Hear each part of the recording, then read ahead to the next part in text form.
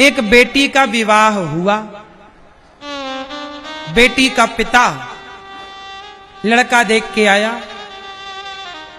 अच्छा लड़का था। शादी की तारीख पक्की हुई, तारीख निश्चित हुई, बारात आई।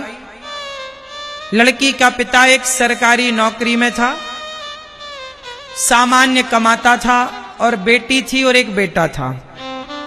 बहुत पैसा नहीं था, सामान्य सी नौकरी थी, छोटी सी, घर का दाल रोटी चलता था। पर बेटी के विवाह में लड़की के पिता ने अपनी सरकारी जो नौकरी थी, उस सरकारी नौकरी से थोड़ा सा लोन ले लिया।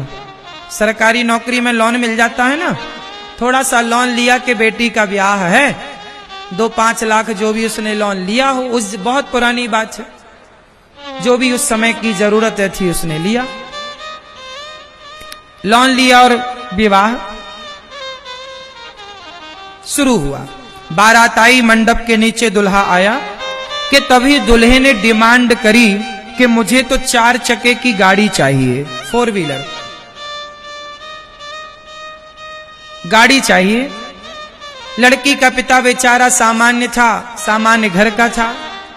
दामाद जी से कहा, दामाद जी हमारी आपकी ऐसी कोई बात तो हुई नहीं थी कि हम आपको गाड़ी दें, हमारे पास इतनी हैसियत नहीं थी, आपने पहले बताया नहीं, हम मंडप के नीचे कह रहे हो कि गाड़ी दोगे तो ही बेटी का विदा करेंगे बेटी को।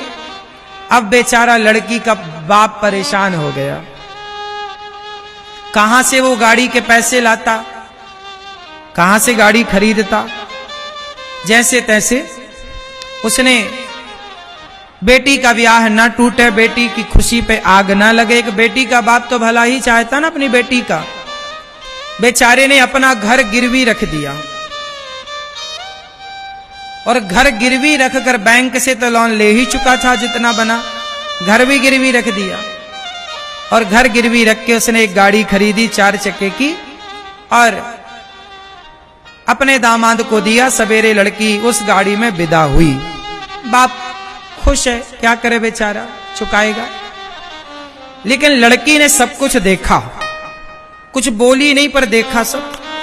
एक दिन उसका पति शादी के कुछ दिनों के बाद, चलो आज घूमने चलते। पति गाड़ी चला रहा, पत्नी बगल में बैठी, वही दहेज वाली गाड़ी, तेज चलाए जा रहा। पत्नी बोली, धीरे चलाओ स्वामी, धीरे चलाओ स्वामी। पर दहेज की गाड़ी तो आदमी ऐसे चलाता है, तो वो भी चलाए जा रहा है।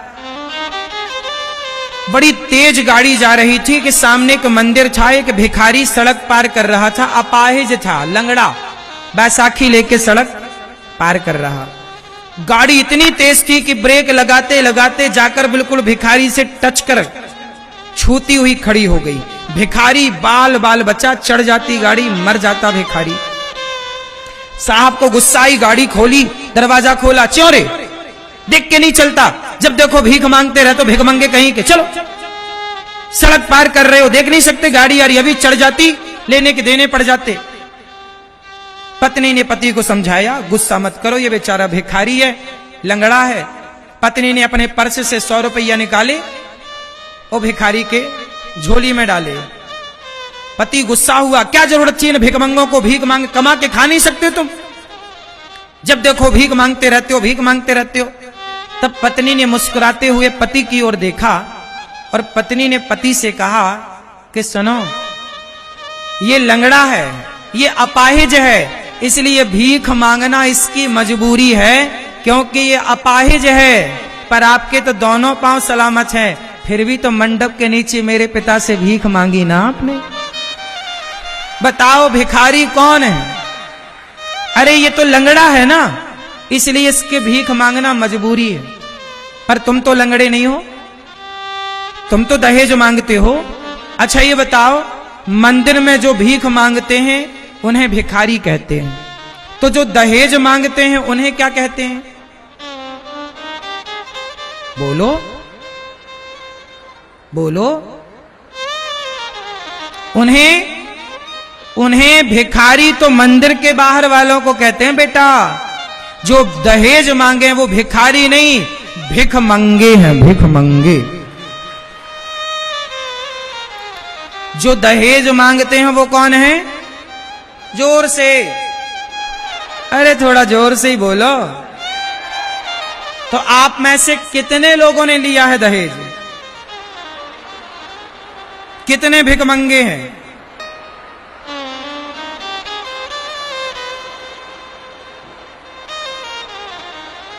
आपके यहां दहेज चलता है कि नहीं?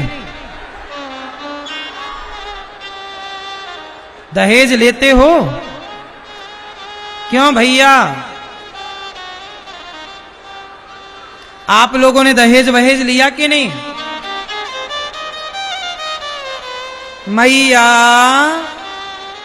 ये हमारी माताएं भी बड़ी बड़ी लिस्ट तैयार करती हैं, कपड़े कपड़े साड़ी ये वो।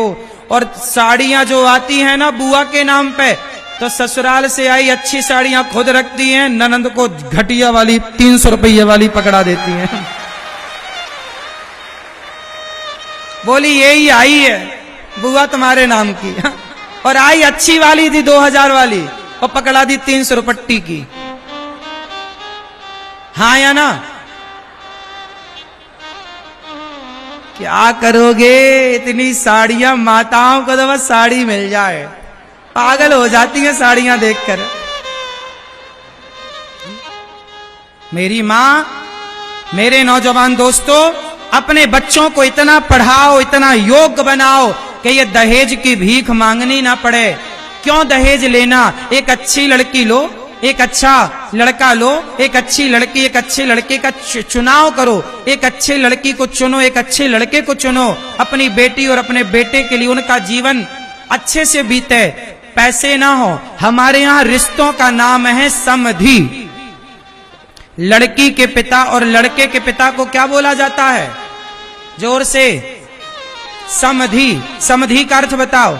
ये भैया बताएंगे समधि मतलब क्या होता है? हैं? राम अवतार। ये भैया बताएंगे मूंछों वाले। हाँ, समधि मतलब बताओ। ये आपके बगल वाले, समधि मतलब बताओ। हैं? समान। क्या समान?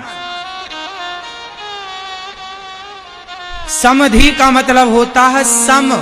सम मतलब एक सा। धी मतलब बुद्धि। धी मतलब कहते हैं बुद्धि। धी हमारी और आपकी बुद्धि, हमारे और आपके विचार। जब हमारे और आपके विचार एक हो जाएंगे तो हमारा आपसे संबंध हो जाएगा, वही है समधि। जब तो लड़की का पिता और लड़के के पिता के विचार मिलने से समधि होता है। लेकिन आजकल विचार कोई नहीं मिला रहा। पैसा मिलाओ, चलो पैसा है क्या? पैसा मिला रहे हैं लोग, कौन ज्यादा दे रहा है? लोग तो लड़कों की बोली लगाते हैं, भैया 20 लाख मंग गया है, तुम 25 दो तो बात करो। अब तुमने लड़के पैदा किए हैं कि तुमने आलू भट्टे पैदा किए हैं? बेच रहे हो तुम बाजार में, मंडी में। लड़के को ले लो 20 लाख में, लड़के को ले लो 25 लाख में, जो ज्यादा दे वो ले जाए। क्यों, ऐसा है कि नहीं? अब बताओ। और ये लड़के भी, हमें तो गाड़ी चाहिए, नालायक कहीं का गाड़ी चाहिए। तेरे बाप में तो ताकत है नहीं कि तुझे गाड़ी दिला सके। ससुर से भीख मांगने में शर्म नहीं आती? ससुर से भीख मांग रहे, गाड़ी दे दो ससुर जी, गाड़ी। नालायक, इनको मिर्ची का धुआं दो उल्टा लटका के। तेरे बाप में तो ताकत है नहीं कि तुझे गाड़ी दे सके, है ना? ससुर से गाड़ी मांग रहा है, मतलब हद हो गई मूर्खता की। मैया, तुमने बच्चे पैदा किए हैं कि गीदड़ पैदा किए हैं? अरे एक बच्चा पैदा करो पर शेर पैदा करो। सुनो, एक शेर होता है सर्कस का, एक शेर होता है जंगल का। क्या अंतर है दोनों में? सर्कस का शेर जो होता है ना, ये मांस के मालिक के टुकड़ों पर पलता है। शेर है पर सर्कस का है, तो सर्कस के शेर को टाइम टू टाइम मालिक आता है, मांस का टुकड़ा डाल करके चला जाता है। एक बार सर्कस के शेरों को जंगल में छोड़ दिया। सरकार ने कहा कि शेर तुम टॉर्चर करते हो, चलो सर्कस बंद करो। जानवरों को जंगल में छोड़ो। एक बार सर्कस के शेरों को जंगलों में छोड़ा तो 12 शेर छोड़े, 12 में से 8 शेर जंगली कुत्तों ने खा लिए। शेरों का शिकार कुत्तों ने कर लिया। पता लगाया कि भाई शेर का शिकार कुत्तों ने कैसे किया, तो पता लगा कि ये शेर जो थे ना, वर्षों तक रहते रहते सर्कस में शिकार करने का टैलेंट भूल गए थे, और जब खुद शिकार कर नहीं पाए तो भूख से तड़प गए, तो कमजोर पड़ गए, और कमजोर शेर का कुत्तों ने शिकार कर लिया। तो जो सर्कस का शेर है वो मालिक के टुकड़ों पर पलता है। अब देखो, जो बच्चे जिसके माता पिता बैंक बैलेंस बनाते हैं, पैसा प्रॉपर्टी बनाते हैं, आप अपने बच्चों को जितनी सुख सुविधाएं दोगे, जितना धन दौलत उनके लिए जोड़ोगे, आपके बच्चे उतने ही अपाहिज होंगे और आपके बच्चे सर्कस के शेर बन जाएंगे।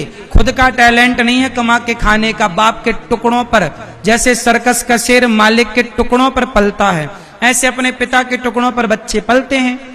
शेर तो वो है सर्कस का नहीं, जंगल का, जो अपना शिकार खुद ढूंढता है, खुद उसका शिकार करता है, खुद खाता है। कौन सा शेर अच्छा है, जंगल का कि सर्कस का? जोर से। तो जो लोग अपने बच्चों को पढ़ाते लिखाते योग्यता तो देते हैं, लेकिन इतनी सारी दौलत देके जाते हैं और संस्कार देना भूल जाते हैं, वो बच्चे सर्कस के शेर बन जाते हैं। मैं आपसे बस इतनी सी प्रार्थना करूंगा कि अपने बच्चों को ऐसा बनाओ कि उन्हें किसी के टुकड़ों पर ना पलना पड़े, वो अपना शिकार खुद करें। गाड़ी चाहिए ना, अपने मेहनत से खरीदो। सपने देखो तो अपने बलबूते देखो, उसे अपने बलबूते पूरा करो। बाप के बलबूते भी सपने क्या देखना। मेरा सिद्धांत बड़ा साफ है, मैं कहता हूं कि बाप के भरोसे भी सपने ना देखो, अपने बलबूते पर देखो। भरोसे पर जिए तो क्या जिए इस जिंदगानी को, सहारों पर जिए तो क्या जिए इस जिंदगानी को, सहारा दूसरों को दो, अमर कर लो कहानी को।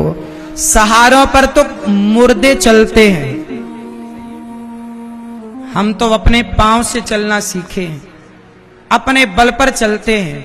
हम पिता के भरोसे सपने नहीं देखते, हम उतने सपने देखते भी नहीं कि हमें किसी के सहयोग की जरूरत पड़े। जितना देखते हैं अपनी काबिलियत, अपने टैलेंट, अपने बल पर काम करते हैं। क्यों जी? तो दहेज वहेज क्या मांगना, आप में काबिलियत होगी तो बहुत कमा लोगे मेरे दोस्तों, वरना किसी के देने से धन बढ़ता तो दहेज लेकर तुम बहुत धन्ना सेठ ना हो जाते। आज तक दहेज लेने वाले यदि धन लेकर ससुर से बढ़ता तो धन्ना सेठ ना हो गए होते तुम। धन बढ़ता है मेहनत से, धन बढ़ता है आपकी काबिलियत से। ससुर कितना भी दे दे उससे धन ना बढ़ेगा। क्यों जी? तो मेरे भाइयों, ये दहेज प्रथा बंद होनी चाहिए कि नहीं? लड़की का पिता जितना दे दे ले लो, मना मत करो, लेकिन मांगो मत। मांगे से मरना भला, मत मांगो कोई भीख, बिन मांगे मौती मिले, यह सतगुरु की सीख। मांगे से अच्छा है मर जाओ, काहे मांगना? क्यों मेरी मां? मांगना सही है?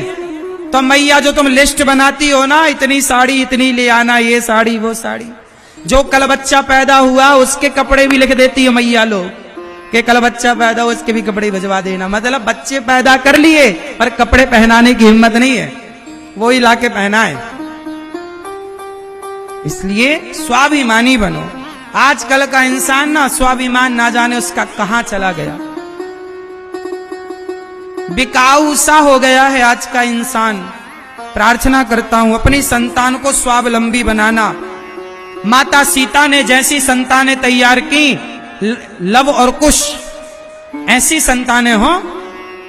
बच्चों को बचपन से ही उनको आत्मनिर्भर बनाइए। बच्चों को ये मत बताइए कि हमारे पास दौलत कितनी है बेटा, नहीं, उसे बताओ कि बेटा तुम्हें जो करना है तुम्हारी अपनी मेहनत पर करना है, करो। तुम्हारे पास कितनी भी दौलत क्यों ना हो, लेकिन बच्चों को देने की जरूरत नहीं है। बच्चों को पहले बाजार में उतार दो, बेटा जाओ कमा के लाओ। जब 4 पैसे कमाएंगे ना, तब उनको पता लगेगा कि 1 रुपए की कीमत क्या है और अन्य के 1 दाना की कीमत क्या। कमाते हैं नहीं तो उन्हें कुछ कीमत पता लगती नहीं, उड़ाते हैं। 1.5 लाख का मोबाइल रखते हैं, गाड़ी बड़ी बड़ी मिल जाती है, घूमते रहते हैं, बहन बेटियों को छेड़ने लग जाते हैं। इसलिए ये दास अनिरुद्ध कहता है कि बच्चों को स्वावलंबी बनाओ।